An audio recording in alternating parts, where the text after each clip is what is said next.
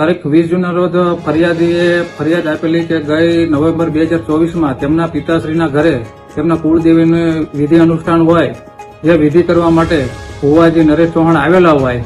વિધિ દરમિયાન ફરિયાદી અને આરોપીનો પરિચય થયેલો હોય. બાદમાં 2 માસ બાદ આરોપીએ ઇન્સ્ટા આઈડી પર ફરિયાદીને ફ્રેન્ડ રિક્વેસ્ટ મોકલેલી, જે ફરિયાદીએ સ્વીકારેલી અને એકાબીજાના મોબાઈલ નંબર આપલે કરેલા. એપ્રિલ 2025માં આરોપીએ ફરિયાદીને સિંગણપુર 4 રસ્તા સ્થિત હોટલ યોગમાં મળવા બોલાવેલા, જ્યાં તેમણે માતાજીનો પ્રસાદ ફરિયાદીને આપેલો. જે ફરિયાદ પ્રસાદ ખાધા બાદ આરોપી બેભાન અવસ્થામાં ગયેલા હોય, તે એમને ભાનમાં આવતા તેમને જોયેલું કે તેમના શરીર ઉપર નિર્વસ્ત્ર હોય.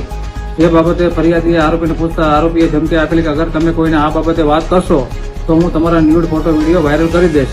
જે અનુસંધાને ફરિયાદીની ફરિયાદ ઉપરથી ભારતીય ન્યાય સંહિતાની કલમ 353, 123, 64(2) મુજબ ગુનો દાખલ કરી આરોપીને અટક કરી આગળની તપાસ જારી છે.